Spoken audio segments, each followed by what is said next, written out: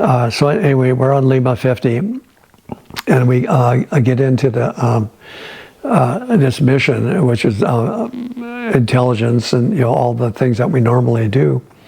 And we're behind the enemy lines pretty deeply at Lima 50, and it's in Cambodia. And we are in combat within the first half hour. We dismiss our people, and almost right away we had combat, and it was continuous combat in contact with the enemy for more than a day, until the next afternoon, till we're taken out.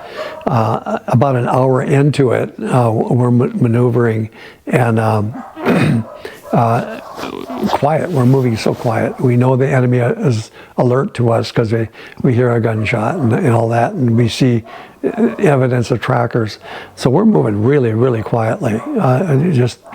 We're not breaking a twig. We're just perfectly quiet. And we stop for a listening break, and no sooner do we do it, and 15 feet away, there's trackers. And my man, my tail gunner, Ba, he gets my attention. He's VC, VC, and he fires up the first one, and kills the tracker. And he's kind of alert, because I can see him laying on the ground, see his boots there, and the dead NVA. And he says, two VC. He only saw one go down, and we know there's another Viet Cong just feet away. And Bob Garcia runs over, and he looks and looks, and the three of us are looking for this other VC. And finally, Bob Garcia sees his feet sticking under the vegetation. So he pops him with an M79 grenade launcher, and the guy goes down. And then it starts from then on, and it was firefight, evading, all that stuff. The enemy is doing the signal shots, shooting at us occasionally.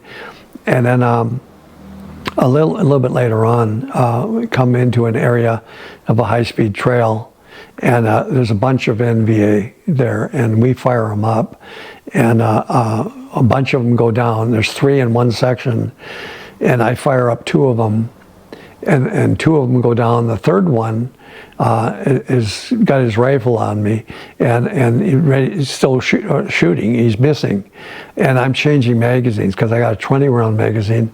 They got 30-round magazines in an AK, so he's got 10 more rounds in his gun.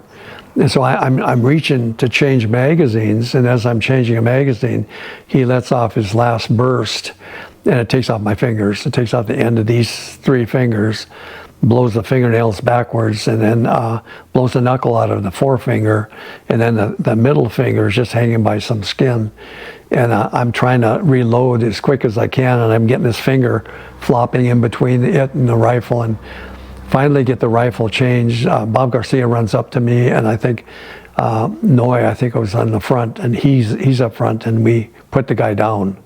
And then Ken Worthley, who was the 1-0 at that point, runs over, and we put an ace bandage around my hand, and only the tip of my little finger and my thumb are exposed. So that's how I do the fighting the rest of the day and a half.